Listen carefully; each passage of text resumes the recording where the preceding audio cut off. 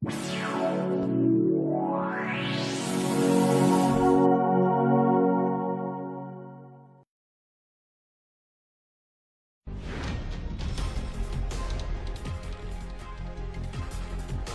have a Cops versus Coaches event coming up on June 27th at Mullins Field.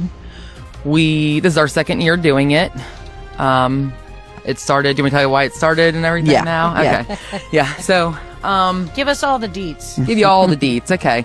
So it started last year when one of our cops, and he's also a coach, a Grant County cop, one of our coaches who is also a cop, he lost his brother to suicide last year.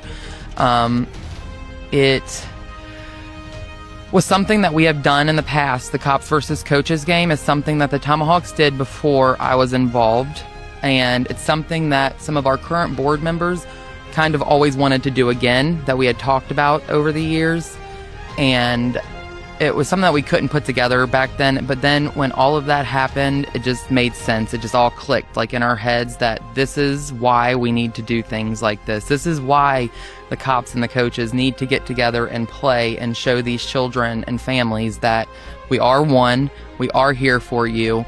And so we took it a little bit further and started a Charles Wells Community Care Tent Fund.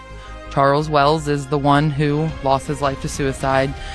And his mother is all in with it. She is very appreciative that we are doing this. She thinks it's very important that mental health is talked about more often.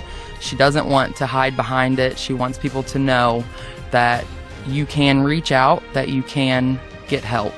So this Charles Wells Community Care Tent is designed to provide resources to families that they don't know about, or just to give them an extra little bit of support. We're going to be handing out like little positive bags, like at the community care tent, and it's going to have resources in there.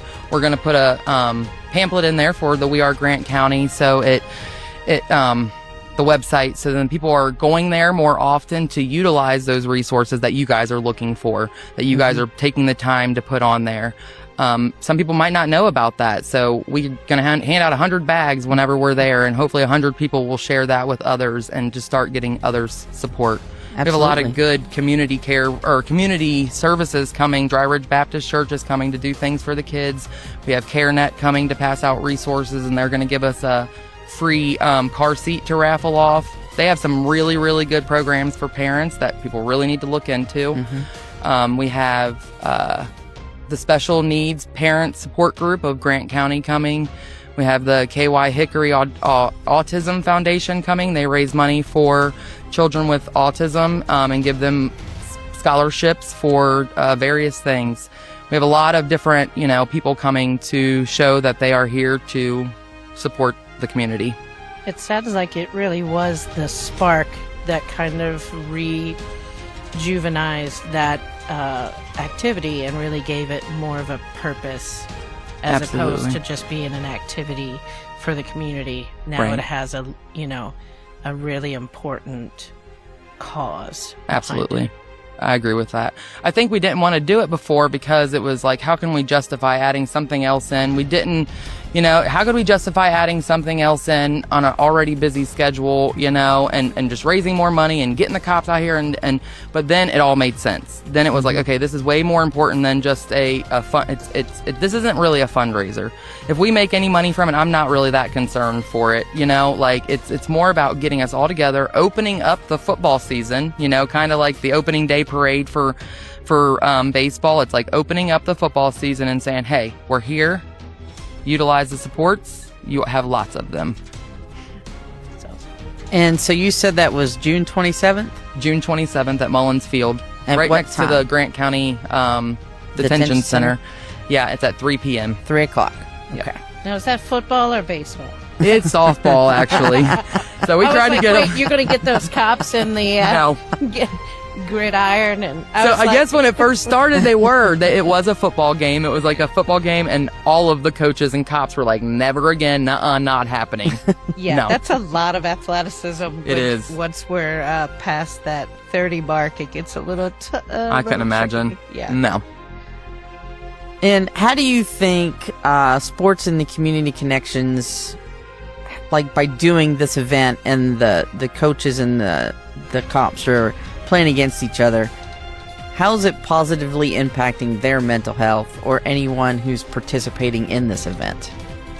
I think so many times, especially as a social worker myself and somebody that works in that kind of field, and also a youth sports leader, we feel that sometimes we don't make an impact, you know? Mm-hmm. That sometimes it's like, okay, we're just going through the motions over and over and over every single day.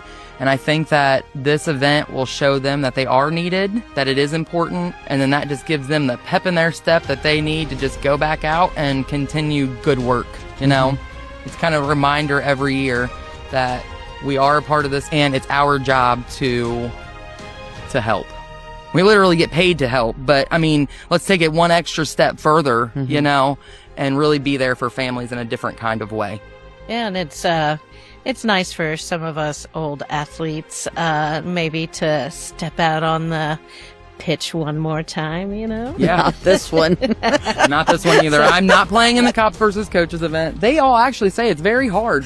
Yeah, I was going to say lots of ice afterwards, right? Oh, yeah, Knees for sure. And yes. elbows. Yep.